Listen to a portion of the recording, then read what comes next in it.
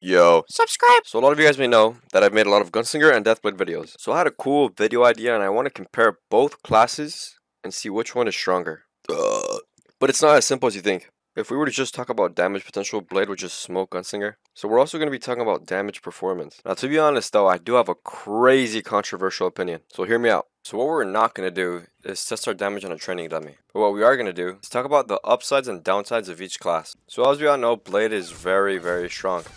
But what happens if you miss one of these? You lose 80% of your damage. Man, fuck, that was close though. So when it comes to Surge Blade, which is the spec I'm going to be talking about, there's two things you can't do. You can't miss your Awakening, or else you're going to have no gauge, which means no damage. And you can't miss your strongest skill, because common sense. Now what do you do to counter that? So when it comes to the Awakening, it could be a little cheesy and get yourself Awakening potions, but that costs gold. Nobody wants to waste gold, right?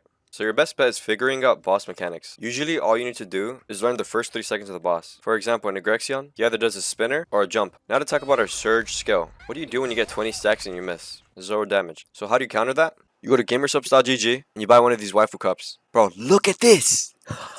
This is insane. Use code Luis, please. So while you're building up 20 stacks, there's a probability that the boss will do a stationary move. Then you can just use your Surge skill between 13 and 20x and be fine. Simple as this. You're better off hitting a 13x rather than missing a 20x. And here comes the big talk with back attack. A lot of people think that back attack classes are dog shit. And in my opinion, I don't think it's actually that bad. But only for Blade. Because you only need to hit one skill with your back attack. While I'm building up my stacks, I don't really care if I'm hitting back attacks in these skills. And also, I feel like Surge's skill damage is so high to the point where missing a back attack and just hitting like a frontal or a side isn't that big of a deal. Don't get me wrong though, you'll still miss out on 30% damage. But like I said, I do feel like Surge is just kind of too strong. So even though Blade is strong, you still have to build a ton of stacks that can be difficult at times. You have to back attack to do more damage, and you can't really be missing your gauge skills like your Awakening. Now comes the Gunslinger. This class, I've played probably like 3 times or 4 times more than the Blade. So when I played a lot of Gunslinger in Russia, I played her much differently than other people. And honestly, it worked out like a charm.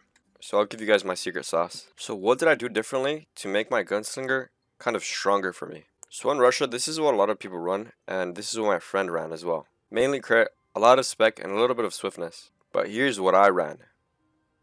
And I also had Spirit Absorption. And I'm telling you right now, I was DPSing like 1460s as a 1430 Gunslinger. Dudes in Russia had like plus 20 weapons, and I'm out here with a plus 16.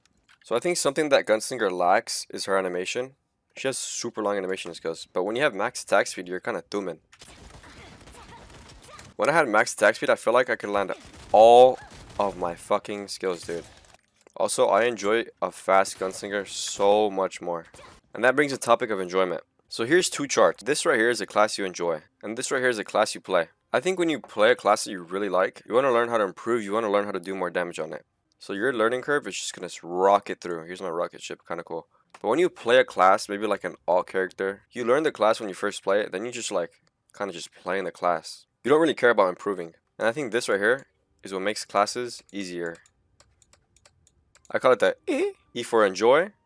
When you join the class, you improve. When you improve, it becomes easy. And I think that's why I think Deathblade is actually easier than Gunslinger. When I play Blade, I look closer into boss mechanic. When I die, I see what I could have done better. But then when I'm on Gunslinger, I kind of just spam my buttons, shoot my gun, play mindlessly, and move on.